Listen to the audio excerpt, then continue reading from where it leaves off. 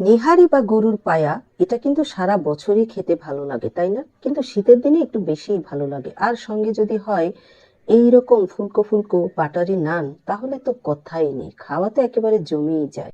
চলেন আমার সিম্পল সাদাসিধা একটা নেহারি রান্নার রেসিপি আপনাদের সঙ্গে আজকে শেয়ার করি। আমি নেহারিতে তেল ব্যবহার করি না, কোনো প্রকার হলুদও ব্যবহার করি না, একদম সাদাসিধা নেহারি রান্না করি।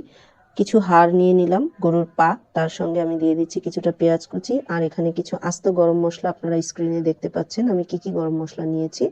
এই গরম মশলাগুলো সহ আমি এখানে ঢেলে দিলাম।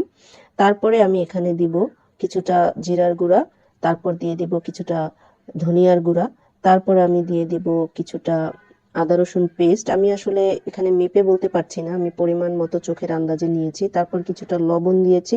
লবণটা আমি আপাতত একটু কমই দিব, যদি আমার প্রয়োজন হয় চেক করে দেখে তারপর আমি আবার দিব। এখানে দিয়ে দিচ্ছি কিছুটা শাহি গরম মশলার গুঁড়া, এটা দিলে ফ্লেভারটা খুব ভালো আসে।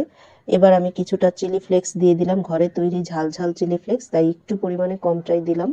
তারপর আমি এখানে পাতিলে হাড্ডিগুলোকে পানিতে ডুবিয়ে পানি দিব, যেন পানিটা হাড্ডির উপরে থাকে আর হাড়গুলো পানির নিচে থাকে, যেন সিদ্ধ হতে হতে আমি কিছুটা ঝোল এখানে রাখতে পারি, সেই পরিমাণ আমি পানি দিব। তবে আমার কাছে মনে হচ্ছে পানিটা একটু কম হয়ে গেছে।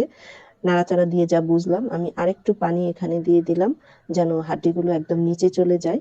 সিদ্ধ হতে হতে কিছুটা ঝোল আমার প্রয়োজন। তারপর আমি প্রেসার কুকারের ঢাকনাটা লাগিয়ে দিলাম। ঢাকনাটা লাগিয়ে দিয়ে আমার কারেন্টের চুলায় সর্বোচ্চ টেম্পারেচার 2200 ডিগ্রিতে আমি এটাকে সিটি দিয়ে নিব 10টা। মোটামুটি 10-12টা সিটি দিলেই কিন্তু নেহারি প্রেসার কুকারে খুব সুন্দরভাবে সেদ্ধ হয়ে যায়। চমৎকার একটা কালার এসেছে হলুদ ছাড়াই। সঙ্গে আমি কিছুটা কাঁচামরিচ দিয়েছিলাম, কিন্তু সেটা ক্লিপ নেওয়া হয়নি, এই জন্য আমি দুঃখ প্রকাশ করছি। তারপর আমি আমার নেহারিতে তেল ব্যবহার না করে একটা টুইস্ট ব্যবহার করি, সেটাই আমি দেখাচ্ছি। আমার টুইস্ট হচ্ছে, আমি এবার একটা ফ্রাই প্যানে নিয়ে নিয়েছি কিছুটা বাটার। বাটারটাকে একটুখানি গলিয়ে তার সঙ্গে আমি দিয়ে দিব পেঁয়াজ কুচি এবং রসুন কুচি। আমি যেহেতু কোনো প্রকার তেল ব্যবহার করিনি, তাই এই টুইস্ট।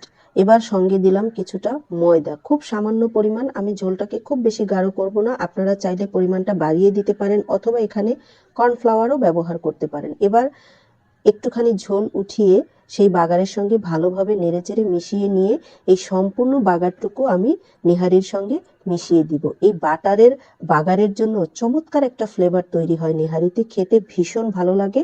আমি আলাদা করে কখনোই তেল ব্যবহার করি না, আপনারা এভাবে রান্না করে দেখবেন, খেতে ভীষণ ভালো লাগে। আলাদা তেল দেওয়ার আসলে কখনোই কোনো প্রয়োজন পড়ে না, যদি শেষের দিকে ঘি অথবা বাটার দিয়ে বাগার দেন।